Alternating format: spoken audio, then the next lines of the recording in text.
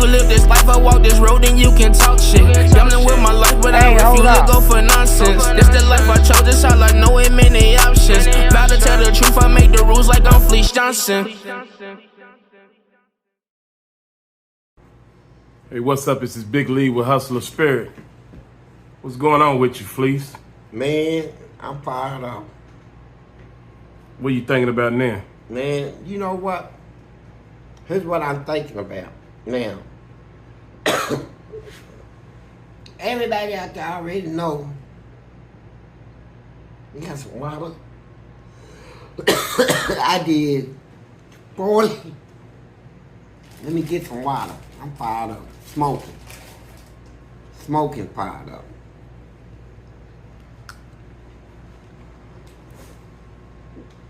I did 40 years in prison. Now, consider me a black person that the white man thought he could just lay down, make him lay down, whip him down, beat him down. You know, I went through that hardship. You know, I seen the first sign of slavery, racism, all that stuff. I done already seen all that in penitentiary and went up against the people. Well, here's what gets me. They fought me in there, nasty. What they didn't realize is that you got a black person right here that would fight your white butt back. Me.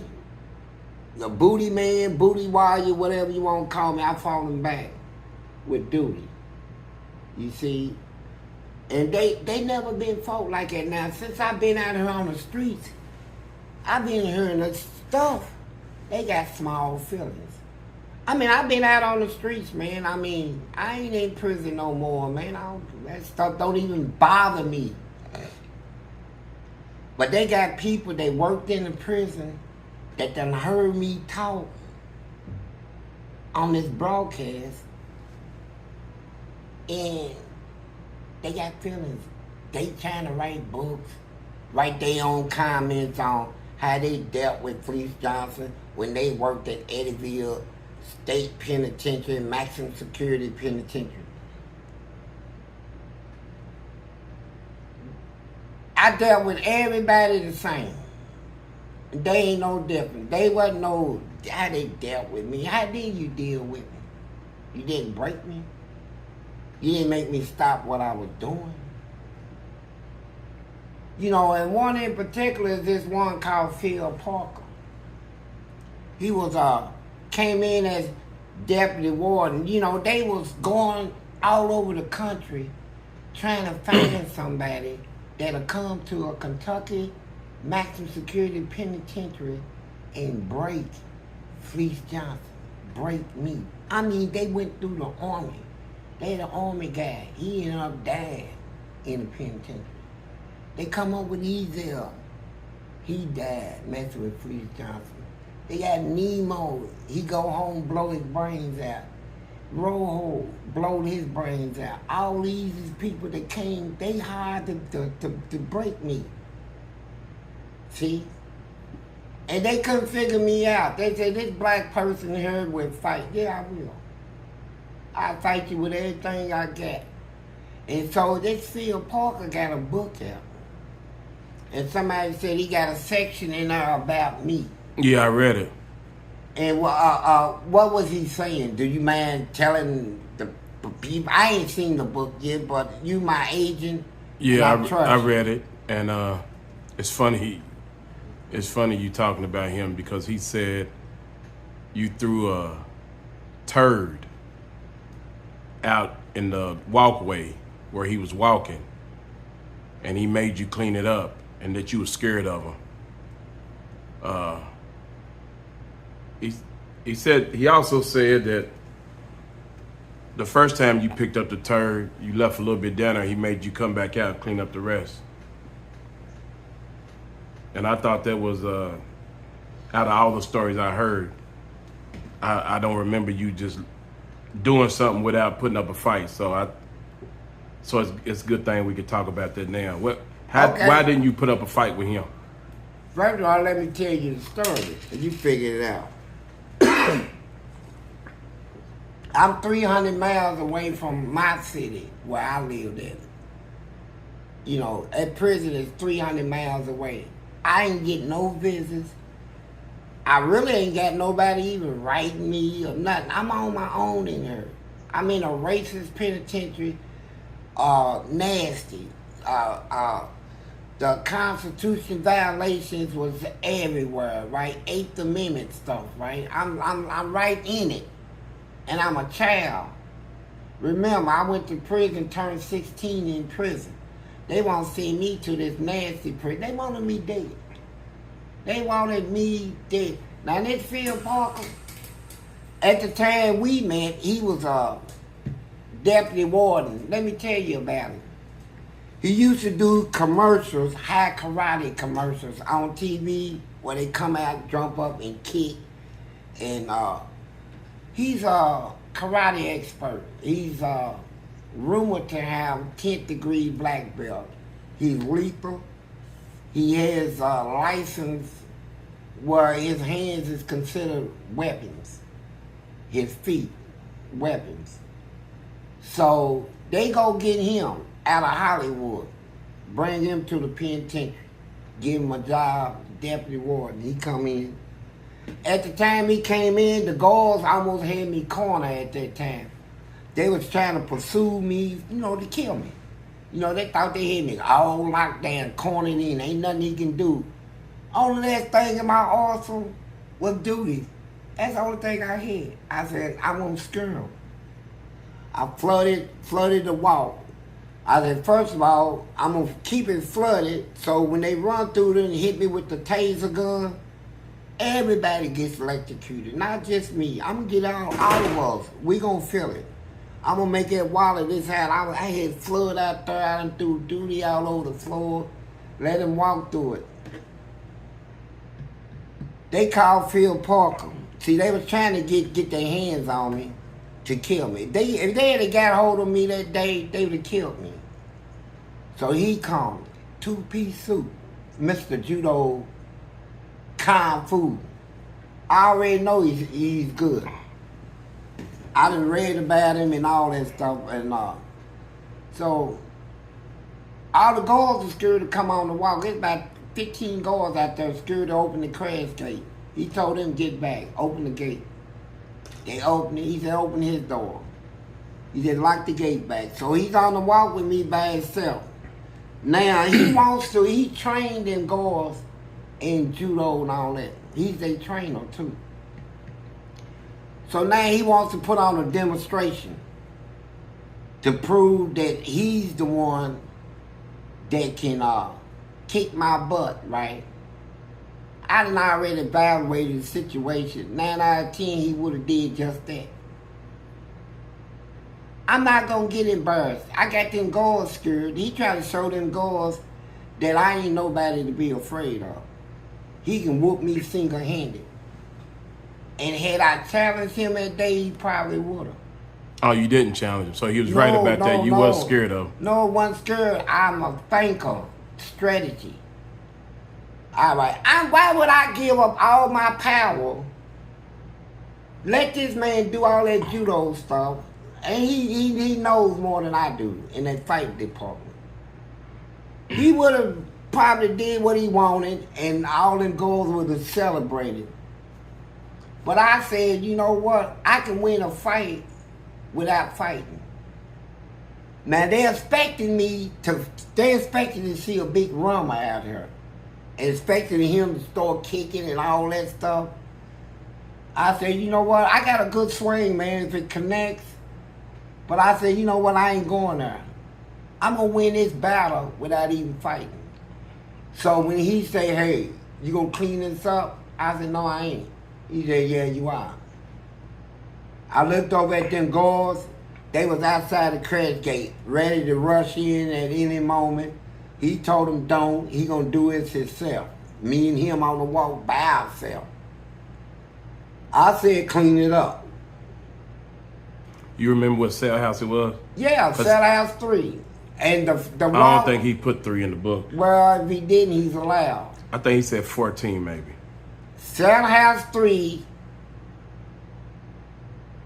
15 walk. Oh, okay. All right. It wasn't no 14 walk. We was on 15 walk. He might have said 15 walk. 15 walk and 3 cell-outs. That's the death walk. Where the lecture is at and all that stuff. The dungeon. Where the rats come up through the toilet. That's the walk where they come up through the toilet. You set your booty down on that toilet, you probably get bit. Your balls get bit and all this stuff. They come up through. You can hear them come up through the toilet, and they ain't scared of you. But anyway, back to the story. I decided. I said, you know what? I'm gonna clean it up. I said, yeah, bring me something to clean this up. He didn't want that. That's why he made up a story when I cleaned it up. I said, now what? He said you grabbed a whole handful of toilet paper. Whatever he said, he's allowed. The point is, I cleaned it up. What you used to clean it up? They brought me the stuff. My bucket, broom, mop, dustpan. Oh, okay. They brought cleaning supplies. So you didn't use toilet paper to pick it up like you said in the book? No, he's allowed. And I cleaned it up. And he's standing there looking stupid. He wanted to demonstrate his martial arts skills. You know, I would deal with him if he turned his back, I'd bust his head with something. That's how I deal with people like that with the real skill. I stab them, I bust their head. So he ain't letting me get that close. So I said, you know what? I cleaned it up. I said, what's next? Oh, you left something over here. I said, matter of fact, I did. Let me go get that. I said, now what? You need to get back in your cell. I said, okay. I walked back in on. Okay. Soon he left and went back on there, and the guards that he thought he proved that I'm nobody to be afraid of. That guard brought me my lunch tray. I took it, set it on the bed. When he came to pick it up, I hit him in the face with a big old thing of duty. I said, tell that to Phil Parker. Now all of them is scared to death again. They told him, he done did it again. You didn't do nothing. Nobody in that prison system was able to shut me up, lay me down. When I had them, they own policy gave me the win. I said, man, how can I win? They killing people in here. They killing black people. They killing white people. These guards is beating us to death. I got a weapon. Duty. Buckets of duty. So people ask me, where do you get all that duty at? How do you accumulate so much duty? See, they used to want to know. I used to tell the inmates, I'm in a cell house that houses about 250 inmates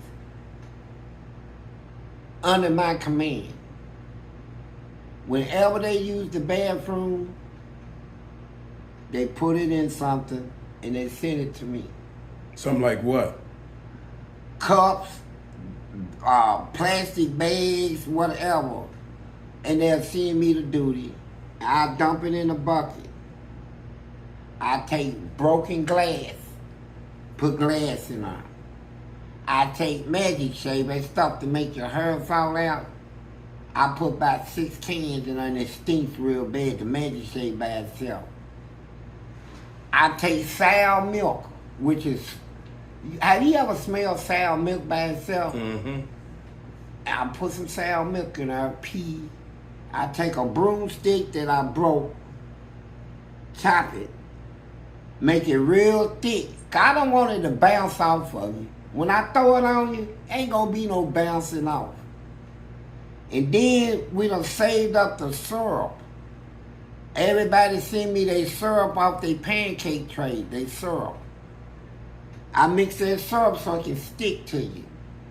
So when I throw it on you, it's gonna hit, when it hit your hair and that magic shave, it's gonna dry it real quick. And when you do like that, all your hair gonna fall out. So you gonna think this stuff got a disease in it. You gonna panic.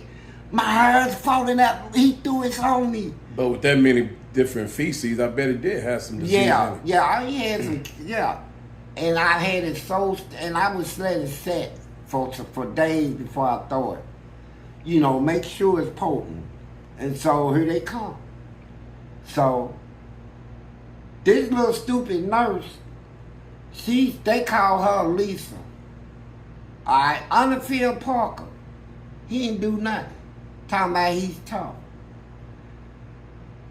This one guard took and swole my chin up about this big.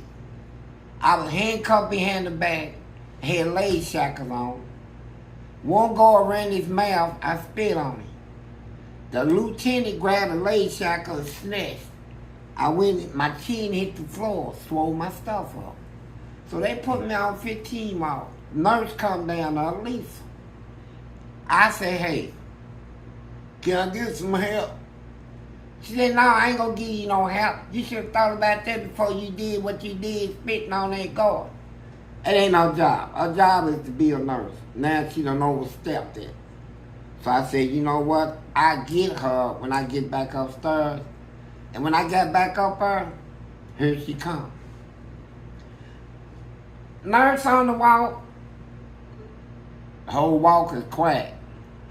I told people, be talking, man. Don't be too quiet. Everybody's waiting on it. She get by my cell. She almost smelled it. I threw her off. I said, hey, Lisa, you got some cold pills, please? How you doing today? She kind of looked at me hard. She answered right. She knew I had it. You can smell it. It's too potent. When she went to hand me the shit, I said, boosh. It was a 16-ounce cup of duty in her face and went in, stuck on her face and plastered on her hair. She backed up 2 spaces. I threw another, boosh. Hit her in the face, went down her blouse. She arched her back like that. And I threw one, hit in the back of the head, and it went down her, and she took her blouse off. And I was hollering, titties, titties. Look, man, she's getting naked. She's throwing up.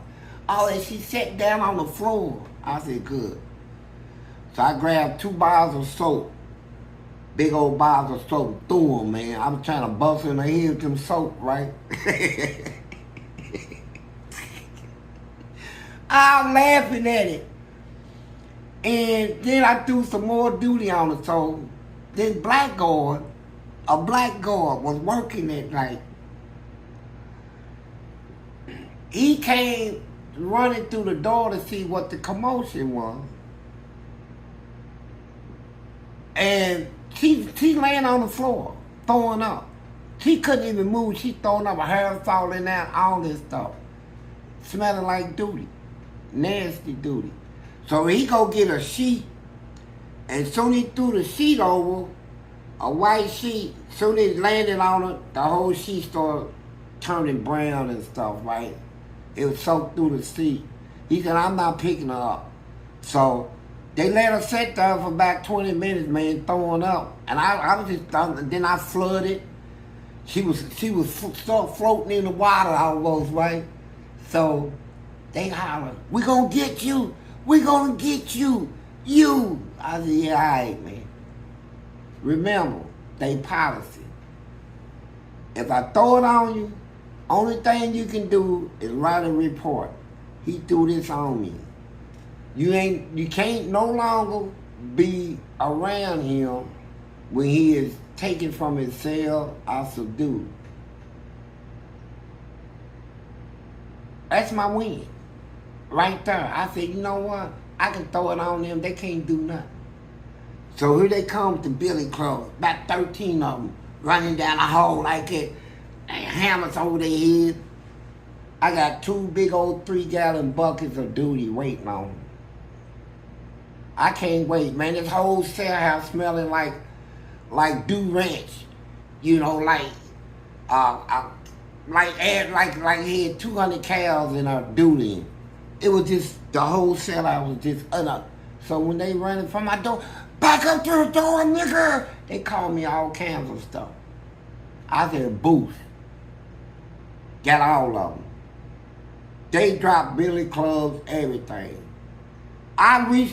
when they had billy clubs laying on the floor, man.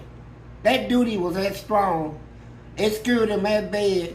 I took a sheet and tied something on and threw it out there, and I fished in 2 billy clubs and a taser. I got that in my hand in my cell. I dared him to run up in front of my door again. Think you gonna gang up on me? 13 big old crazy hillbilly racist white men. You know, all the blacks in that prison were used to this. They gave into it. They let these white people just do his stuff. I fought. Duty. Fought him. You know, every time I said, no, I got something for you. And they kept running to the lawmakers. We all pass a bill, make it a felony. They said, no, you work at your own risk. You know, that's part of the job. And I kept on. And then, that's what changed the thing. After 6 years of making them eat my duty, and eat every inmate's in our duty, 6 years, the lawmakers come out with a law saying, if you do that, it's a felony. You know what? At that time, I had something else I could do. I already blackmailed them. I had these people in that prison. I embarrassed them. I embarrassed every one of them that worked in that prison. That's why they had feelings on it. They brought MSNBC in to do a documentary on me. They took and twisted the documentary, said I was a raper, that I came in here and raped all the inmates. All this stuff. Try to make, and then throw me out of prison because they couldn't deal with it. I'm costing them millions and millions of dollars every year. They want a $200 million lawsuit. They can't, I'm all in. If I got to spend the rest of my life in here, this is how I'm going to do it. We're going to fight until my last breath. Ain't no ifs. And this Phil Parker, this punk, that's why I call him. And you can see me now, Phil Parker. You a punk. You didn't do what you should have did. You should have just went on and hit me. All this stuff. You know, some girls asked me, this is how I get along. This is how I was manipulating their man. Watch this. This is how the psychology I do. They put a guard on my wall that was real strict. I'm talking about, we couldn't even get a cigarette out. Nothing. This is how I get him off the wall. The warden there making rounds, stupid Phil Parker, and some more wardens making rounds. And they want to ask me a question about the officer working my walk. Said, you got a new walk officer, what do you think about him? I said, man, we love him, man. We love him. I was meant to tell you, man, can you get him, like, I talked to him, I asked him, could he work 2 shifts, man? I mean, he's the best. Now, the whole point of me saying that, I know how they gonna think. Well, they think like this, if the inmates like you, you must be bringing in dope and cigarettes and all this to them. See, I threw it out there, made them look like we liked him. They removed him and put another guard up there, the one that we liked. They were bringing in all the weed, cigarettes and all that. They didn't have nothing that could stop me in the Kentucky prison system. Phil Parker was a failure. All the rest of them was failures. Every one of them sitting there to try to break me. They was playing the system. Some of them was making deals with me, hey, Fleece, if you lay down for 3 months and you do this for me, buddy, I'll be the next warden. They gonna promote me. I said, for real? And you know I'll be in the spot to help you. I said, okay, I'm gonna lay down. I said, I ain't gonna do nothing for 90 days. And I do it, and he made Warden, Joe Stewart. A lot of them was making Nancy Doon made Warden off of me. She was a whore. You know, got fired from being a whore. See, I broke down their whole powers thing. I get them guards and get them talking. Tell me something about yourself. Well, you know, we're not allowed to do that. I said, well, you know what? If you're gonna try to treat me like I ain't like I'm nothing, then I got something for you. Oh, come here, Johnson. I live on a farm, not far from here, and they tell me everything. My wife, this and that. I said, you talk to your wife? Yeah, I talked to her. She said to tell you, don't throw nothing on me. I said, well, tell your wife to cook me some food, man. Them guards used to bring me home-cooked meals from home to keep me from throwing duty on me. I was eating better in prison than people was on the streets. On holidays, I'm eating, everything is homemade, man. I got everything, man. And my sister is in correction and worked in a jail. She tried to act like a police. You know, gonna ask me, what you eat for, what y'all get for Christmas? When I told her what I ate, it made her mad. But let me get back to the point. Phil Parker is an example. Everybody that brought that little nasty book he put out, whatever the name of it is. The Guard. The Guard. It's a lie. He's a fabricator. He's involved in one of them little secret societies among the guards in corrections. They got a little power group. They all over. They in Frankfurt, state capital. Some of them is running for judges and stuff. It's a group of them. At the time when they tried to kill me and came to take my life, told me. And had the hoods on. I looked and I said, you know what? I went nuts. But now I'm on the streets and they hear me running my mouth. And can you imagine that? They threw me out here and put all this stuff on the internet, hoping somebody out there will touch me. Yeah, make my day. I wish you would try it. But it backfired on them. I cleared my name, stayed on the internet. Now I'm telling about my experiences. And I ain't lying about it. Being truthful about everything. No matter how it makes me look, I'm telling the truth. You know, and you know, that's what I put out. So we got this Phil Parker man trying to write a book that he's a 10th degree black belt, whatever he knows, that he dealt with me personally and he didn't make me do nothing. I put him, and I embarrassed him. When he came to fight, I didn't fight. I chose my battles carefully, and when I fought, I knew I had to win.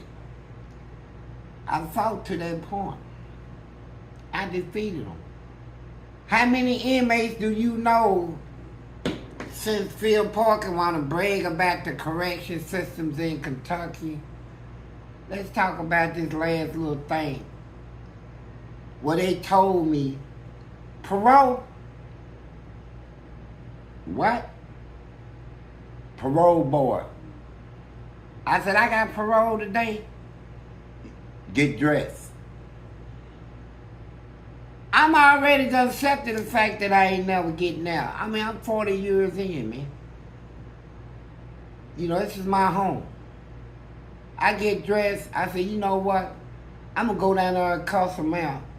Make sure they can stop all this trying to make me think I got a chance. I know I'm in here for the rest. Man, let's kill it right now. I got 7.5 more years to kill it, so I can do it. So when I went into parole board, I cussed them. I talked to them like man, kiss mine, suck mine, all that. Went back to my cell, and they came and told me they gave you parole. I said, what? I said, when I go home? Tomorrow. Threw me out. How I know they threw me out? Remember I had 7.5 years left on parole? I got out of here and seen how their parole system was. I said, I ain't going through that. We got programs in the Kentucky prison system where if you go in the program and do 6 months in it, they'll knock a year or 6 months off your sentence. I said, I'm going to go back to prison, get in some programs, and I'm gonna give all that shit back to them. So I called 911, said I want to go back to prison. They thought I was crazy. I went, when I went to the intake, in our prison system, you go to the intake prison. In there, they'll spray you down for bugs and all that stuff. You go to a classification committee, they'll decide by your age, your past, and your charges, what prison they gonna send you to. The maximum security, the medium, the, different prisons. They already did everybody else. When they got to me, they said this. Nobody wants you. Every prison I've been in Kentucky, refused to take me back. No. Mm-mm. The only one I didn't go to was Little Sandy Hook in Sandy Hook, Kentucky. They sent me there, and the warden them came to me and said, we want to know your business here. I told them, man, I just want to get in some programs, and they put me in every program I can get in. I did 1 year, kept that 7.5 years, gave them 1 year and kept all that, so now I'm on parole. That's how hard I am, bro. Imagine that, doing 40 years, then intentionally going back to kill 7 years. So them people gave you almost 50 years. Yeah, but you know what? Look at me. I'm beautiful, still look like I'm 20. You know what I'm saying? Still got my 20. Little girls are still trying to holler at me. Yeah. Nigga, I'm sitting out here in the hood, nigga.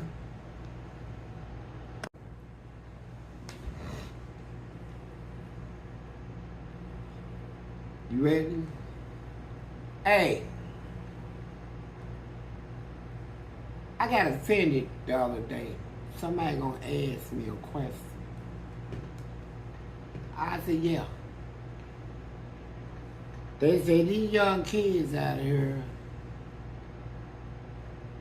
it's just like how you was coming up. You know, little worse. But they can may go through everything you went through. What do you feel about that? I said, you know what? I don't feel nothing about it. Nothing. I said, here's the point. Everybody want to talk about what can we do about these young kids.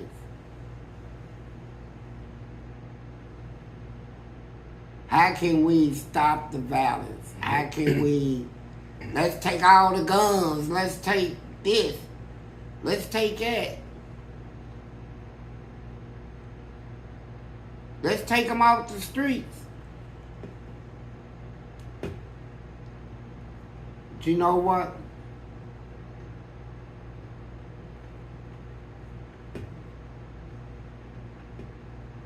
Ain't nobody really talking about really how to find the root of the problem. You think it starts with the kids? I can think of no kid that received more whippings than me. People say you whoop your kids and make them do right. I got 1,000 whoopings. It didn't do nothing to make me do nothing but dislike the person that was putting their hands on me. I ended up disliking my daddy. And at one point, my mama. That's all in my book. But I tell you what.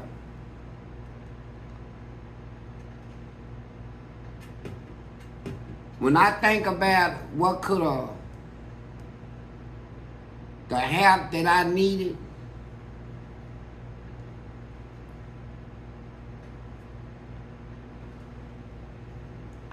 just a simple talking to, man. Somebody grown to hang with. Grown people don't let kids hang with them. Kids be trying to learn life, how to live life, how to function in life. They look for a hand to lead them, to teach them. They be looking for that. I look for it. But you know my daddy tell me, get out of my face, boy. To go outside somewhere, nigga. To be hanging around your mama all day. Your mama got things to do. Get your ass up and get on up out of here. He was nasty. He was a nasty nigga, man. And so when I go outside, where can I go? I want to talk to somebody. I want to be around somebody. So I see kids out there. Next thing you know, I'm around them. Whatever habits they got, I pick up. Whatever they're afraid to do to win their friendship, I do to show you that I want to be your friend and I got heart too. And it led me down in what these kids is going through. Nobody's talking about their parents. Maybe it's too late now for their parents to try to talk to them now. Because you had the opportunity when they was kids to talk to them, to raise them. You kept them out of your face. You know, you made them go. You didn't want to sit down and talk to them. And they turned out the way they is. So now you a monster. But listen up, kids. This is for y'all.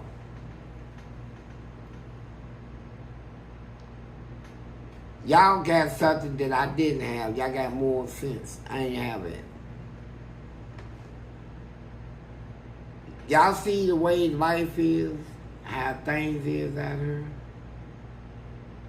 You know you gonna hurt somebody, man. It's gonna get out. You gonna get locked up. I don't care what you said. What anybody tell you, come on, man, let's go shoot this dude, man. We ain't gonna get caught. Now you gonna get caught right then and there. You gonna get caught though. Believe that. You will get caught. And then ask yourself. I kept running into this when I started. I said, you know what? People keep talking about the truth. I tell you what, I'm gonna accept the truth. If it's true, that's the way I'm going. You ask yourself, anybody you done killed or shot at or think to kill? Why? Cause he what? Ran his mouth? He's disrespectful? Or he said something to somebody about you or somebody words. Killing over words. I mean, think about it. What if somebody kill you every time you disrespect them? Or what if I ask y'all be fair about it? You know, if you gonna kill this man for disrespect, you should kill everybody for disrespect. Don't have a pity. Don't just kill him. Kill everybody that disrespect you. Since that's what you're doing. But why you kill him? And then you go home and your whole household disrespect you. You don't do it to them. Your friends disrespect you. You don't do it to them. Other people you look up to that disrespect you. You don't do it to them. Well, you a coward? You gonna do it to one, do it to everybody. I'm trying to show you the differences, man. You know, you got your picks on who you pull your little gun out on and who you take a shot at. You got picks, man. You ain't hard for real. You know, and like I said, you don't see it, but I see it. I done lived it. You gonna get caught. And now, that's all that's in prison now. Murder, people with murder.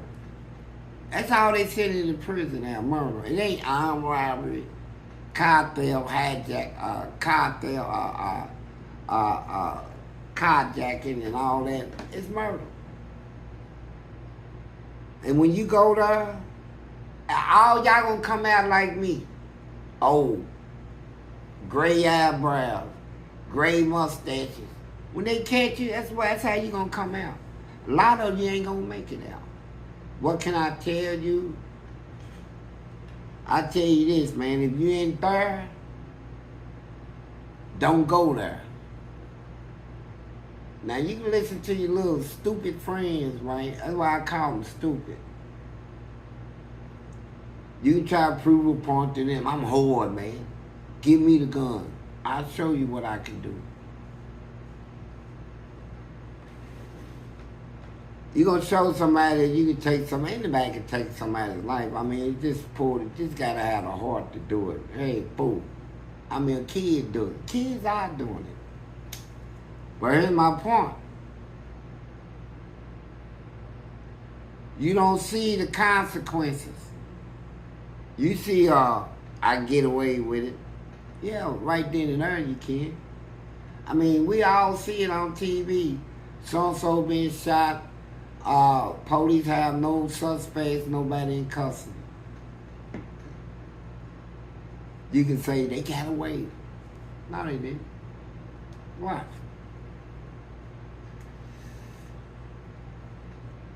Somebody will get locked up, made a mistake. Somebody will tell somebody. Me and bro just sprayed dude. Keep that, don't tell nobody. He gets locked up. Hey man, I know who sprayed dude, man. You gonna get locked up. I mean, I done seen it. Now, remember I told you, all these little young, dumbass kids, that's why I call you. That's what you are, man. You young and you dumb and you dumb and you young. And you think, just like I used to, it was fun to me. To get out there and run the streets, shoot, get on the phone, and, you know, it was like a adrenaline rush. Like, you know, I look forward to it daily. Let's battle the streets. Let's go out there and battle. Well, when I got locked up,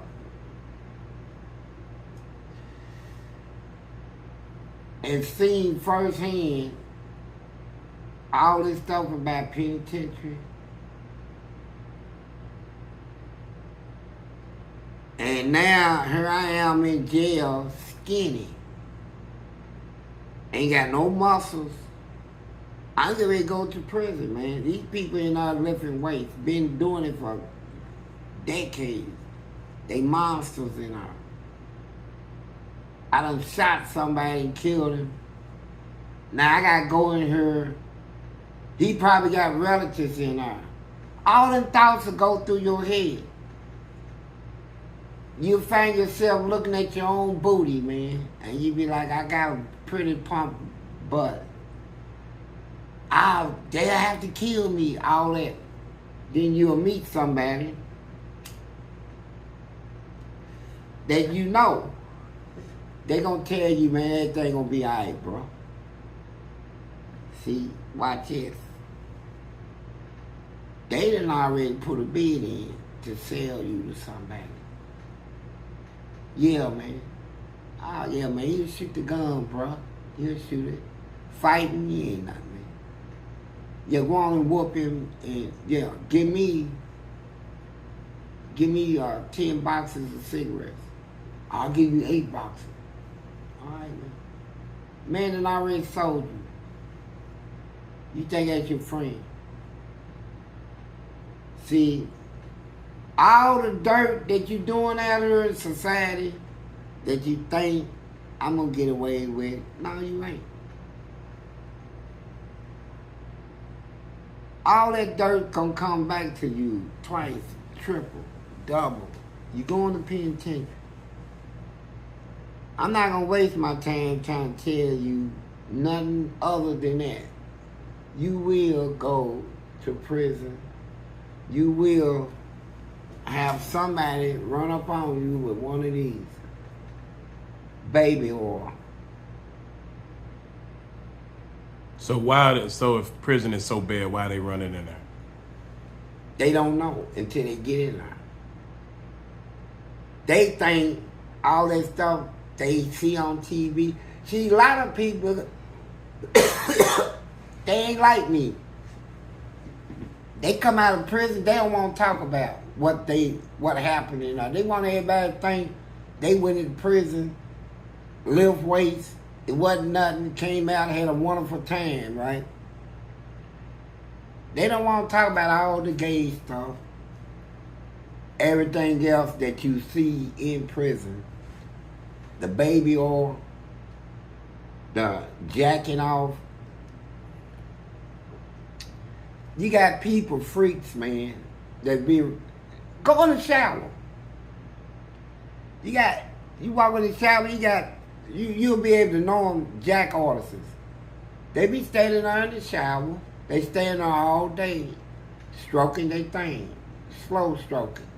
It be about 8 of them in there just slow stroking. Now, what you gonna do? Turn around and leave? Okay, you turn around and leave. That shows them you're afraid. Now, how you know it's still like it today? It might have been like that when you was in there. It is still like that. Look. Only thing they can change that if you change the autonomy of a man. Take away his nuts, his balls, and all that. His desires. As long as you got a group of men locked up in one spot together with no women, no way to even see a naked body, where all the sex magazines has been banned from that prison system. You can't even see nude bodies in magazines no more in Kentucky prison. Only thing you got now is the people you see in the shower.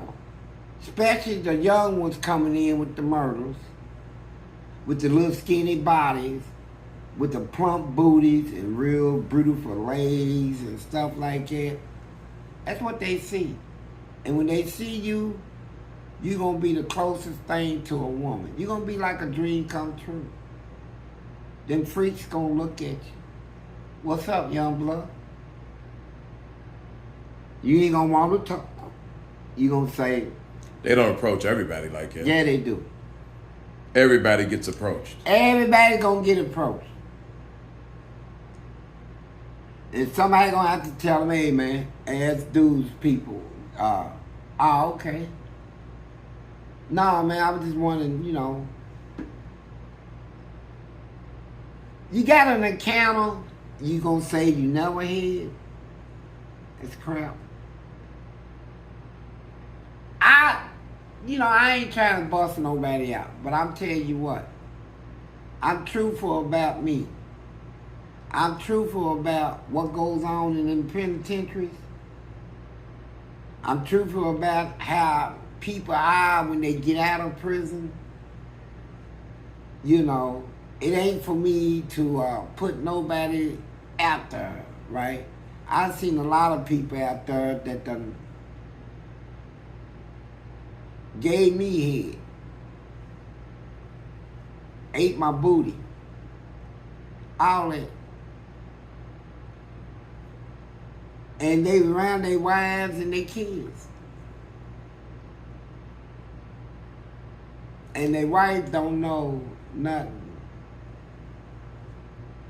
that the man you kissing used to kiss my cop. Man, you swapping spit, I used to come in his mouth. So, but when I see him, I freeze like, now I got my wife with me.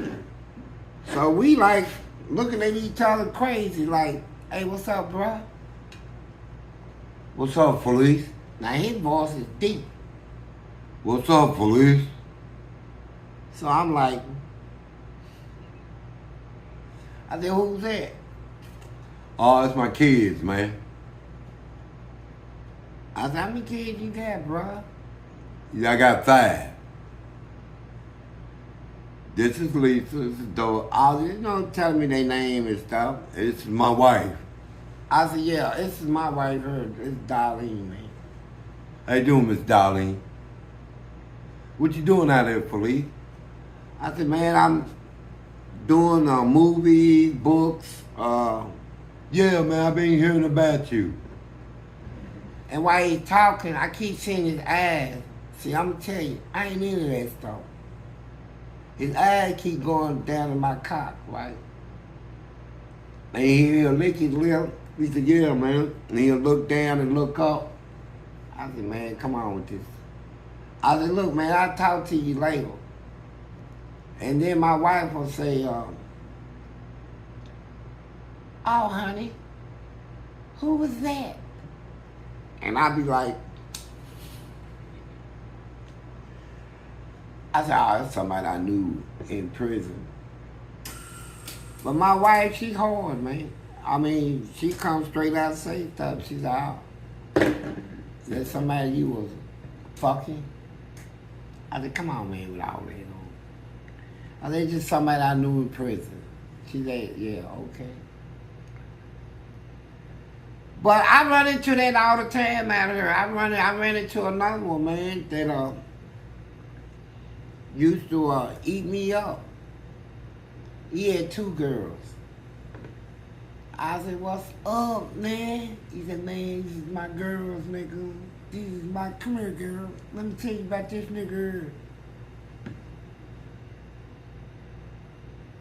But his head, they don't know, his head is better than ours. What them 2 can do, he can outdo both of them. He was that good. But they don't know. They giving him all their money and all this stuff, and he's like, hey, I talk to you later, policeman. Okay, nigga. I said, all right, bro. Player, baller. I said, yeah, he's a baller out here, though. And he's deep throat. I mean, deep throat. I mean, they call him the ball collector, you know. He can collect them balls. And so, and I ran into another one out here. And this one here, I almost fell in love with him, you know. He called me, I'm at Kroger. He got his woman with him. Oh, man, his woman was like, oh my God, that cat. And I was looking at her before I saw him, because I thought she was by herself. I was getting ready to make an approach, man. How you doing, man? Your name is Donna? Then she said, no, that's not my name. Oh, God, y'all must be twins. I come off like that. Man, that ain't gonna work. Well, that's what I would have tried, right? But look, as I'm going over to make my approach, right? He come around the thing, you know, we in Kroger. He come around with some cereal and all that shit, right? You know, we almost bumped into each other. I looked at him, he looked at me, he said, his girl boss came out, right? He said, Fleece? She turned around, right? And she called his name out. And look, watch his voice change. He said, hey, baby, come over here. You remember I was telling you about the guy we saw on the internet talking about, this is him. She said, shut your mouth. Now, you want to ask him some questions? She said, yeah. She said, I'm glad I ran into you. And are you really Fleece Johnson? I said, yeah. Showed her my ID. She said, let me ask you this. When you locked up with him, I used to screw him. But I ain't going to tell her that, right? I said, yeah, I was. She said, I look me in my eyes and tell me, because he got a beautiful butt. Y'all didn't want that in her booty, man. He said, come on, girl. I said, I'm going to tell you what.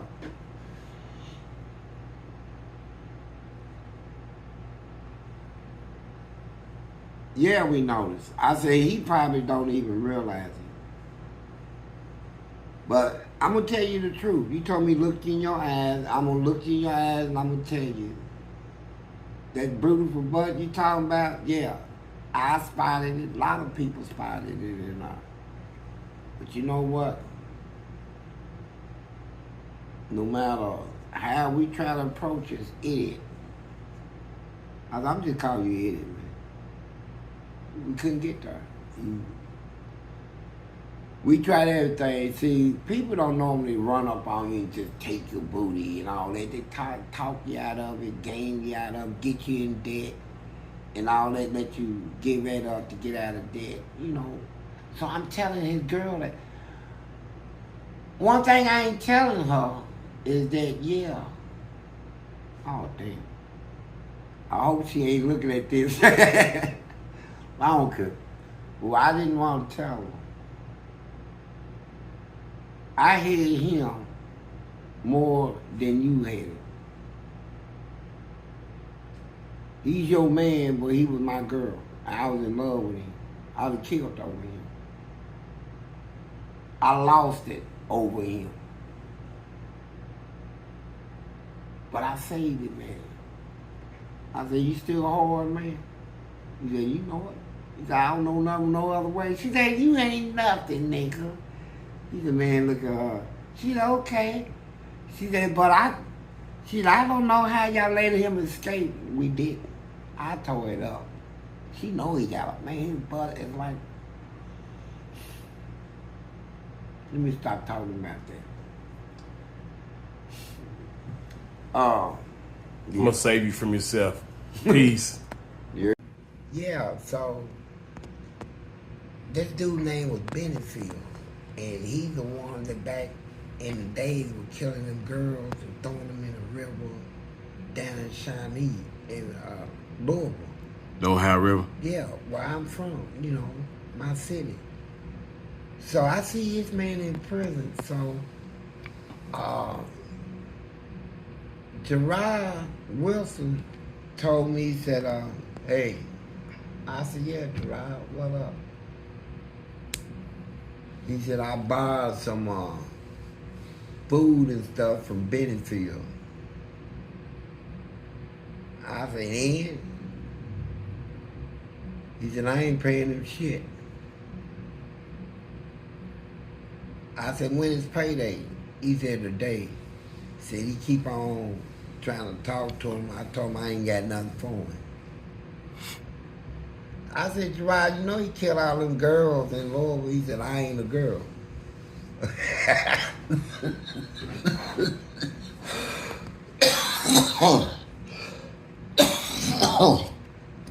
That makes me laugh. He said, I'm not a girl. So everywhere Gerard go in the prison, Benefield will show up. You go on the basketball court, shoot basketball. Benefield will come in, go up in the bleachers and set up there and watch him. He was hunting them. Yeah, he was trying to, you know, use the predator stuff. But, you know, like Gerard said, he ain't a girl. So, I told Gerard said, F you. He said, If he show up anywhere else, he said, I'm going to take his pipe, I'm going to pipe him. So, I was walking the loop one day, and this prison guard, big bone lady, Brenda Henderson. She got big old cow hips. White girl she got a body. And she walked like duck feet, swinging them big hips and that booty be. She said, Fleece. I said, hey, Brenda, come on, walk with me. So we walking. She said, how you doing, buddy? So I'm all right. Watching her walk, man, throwing them hips, that big old booty just going wild inside. So we got close to Benefield. I see Benefield pull a hammer out of his bed, a real hammer. It's contraband in prison. You ain't supposed to have them. They'll lock you up. They catch you with it. That's considered a weapon. But he had it. I seen Gerard with his back turned over, running his mouth, taking this man for granted that, you know, he ain't gonna do it, man. Get ready to bust his head open. Get ready. I mean, he done already killed about 12, 15 ladies. He ain't never getting out. So, I said, I'm not gonna holler, watch out, Gerard, or none of that stuff. I said, I'm gonna do it like this. I looked at Brenda, I said, ooh, God, look at that hammer in his hand. What, you gonna bust his head? She looked and seen it.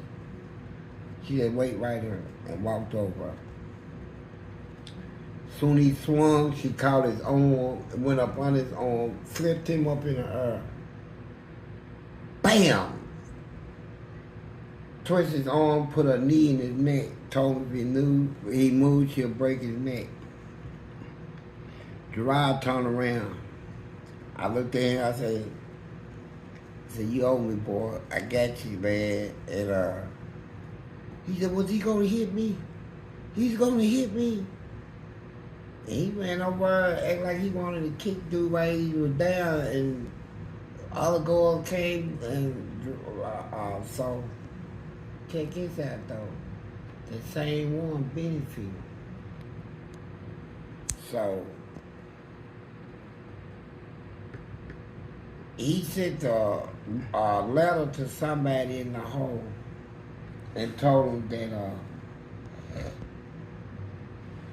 it's awfully strange how that Lady Gore was walking with Fleece Johnson and just ran over her, and before he can hit dude in the head with the hammer, she grabbed him and slammed him. I said, is that what he said? They said, yeah. I said, okay. So,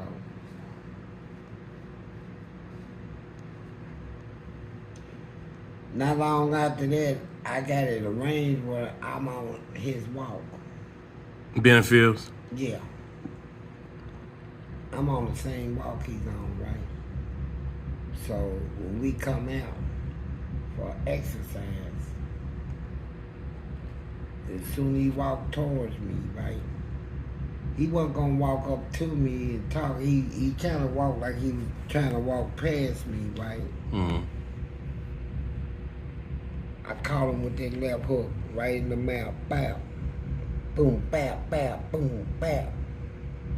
Let me tell you what. Mr. Keller couldn't fight. He's on the ground, stomping him, kicking him all in his face, everything. He didn't even get a lick in. So, he go to the hospital, get out of the hospital, they move him somewhere. I don't know. But that's what you go through in prison. You run across people, everybody will tell you, this man that killed his whole neighborhood. That's the man that killed his whole family. That's the man that killed all them kids. That's the man that did this, that shot all them black people. You locked up around all this stuff. Them white dudes over there, they the ones that they locked up for, so they was hanging blacks in their backyard, all this stuff. You locked up around all these people. Father, I'm concerned, I don't care what you locked up for. I ain't the judge yet. Stay in your lane. Cause you get in mad, I got something for you. I'm driving my lane. You ain't coming in my lane doing nothing. I don't care about who you don't like, how many people you don't kill, and all that. I mean, they say he'll never get out, so he don't care. I said, yeah, he do. If he's alive, he cares about being alive. So yeah, he cares. He cares about his life. You can believe that. So, but you got to a point where you didn't care about yours. I got to a point where I couldn't afford to care about mine. Okay, he might not care then. He might be at that point. Well, you got to show it. It might have been why you sucker punched him. Man, I sucker punch. Look, let me tell you what. Why you sucker punch him? You should let him square up and then go. No. No, I don't do that. When I fight to win. I don't fight to give you a chance to hurt me or to kill me. Why would I want to give you a chance? I mean, you coming to hurt me or kill me, and I'm going to give you a chance. I'm going to fight you. Your fight. No, just straight up. No, I ain't no straight up to it. If you got your back turned, I got you. Sucker punching, man. I would sucker punch you. I would. If I had been in the cowboy days, they would have called me back shooter. That's what you said. Man, I ain't doing it. I ain't gonna give no man opportunity to hurt me. Let's go out there and fight a fair fight. I said, sure. You turn your back, I'm gonna pop you. Fight's over. Yeah, it's over. So you know he's going down. Yeah, I know it. If I didn't know it, I wouldn't throw the punch. I talked my way out of it. I talked you into a position to where you just give yourself to me. I'm not gonna let you take my life. If I think you can whoop me, and you can demonstrate something, and you got me, I'm saying, look, man, I know I can't whoop you. Is that all you want to hear? I don't want to fight you. I look up to you. You know, if you think I was disrespectful, accept my apologies, please. If he goes for that, he's stupid. And they go for it every time. And then I catch him. Pow, pop him in the head. He go to the ground, you ain't getting up. I'm what you call a jackal. If you fight, I like a jackal. Scavenger, jackal. That's how I fight. Any way I can get you. Any way I can get you. You know, but I choose not to fight. My thing out here is I don't want to fight nobody.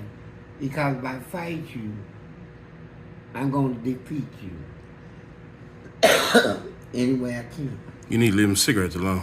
No, I like smoking. That's why you coughing like that. I'm coughing like that because I smoke. I know it. You need to leave them alone. No. I'm out here, I take my chances. Now, I'd rather smoke a cigarette than go to jail. I smoke cigarettes out there to keep me calm, man. Keep me calm. And cause people out here, they got real bad mental issues. They got it out here. It's bad out here. And my tolerance in dealing with stuff, I raised my tolerance. I'm not zero tolerance. I raised it 100% tolerance. If you ain't able to tolerate it, you're going to go crazy or you're going to end up in jail. You got to be able to tolerate stuff. You got to be able to walk away, swallow your tongue. Let the person who's coming at you fail. Let them think they won.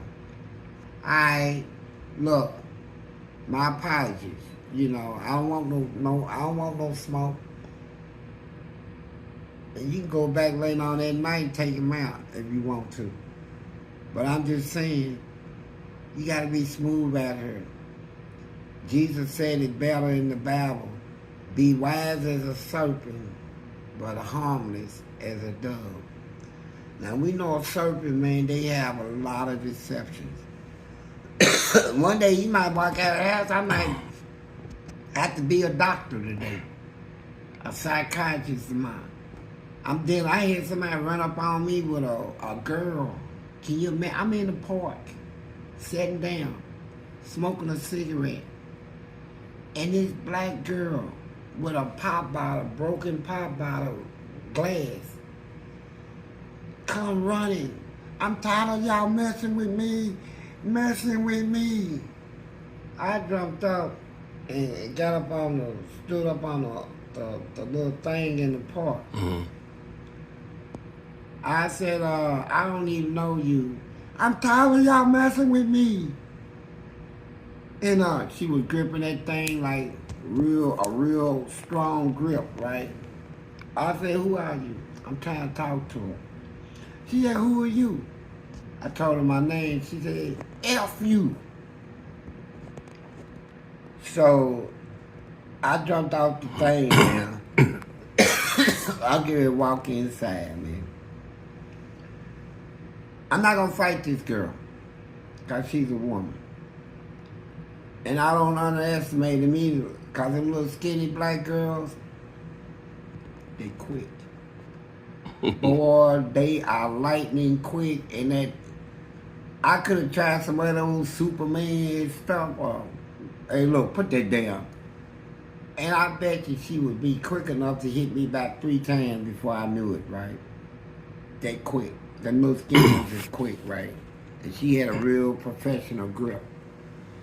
So I said, you know what, I'm going to walk away from this. She said, leave me alone, everybody. Leave me alone.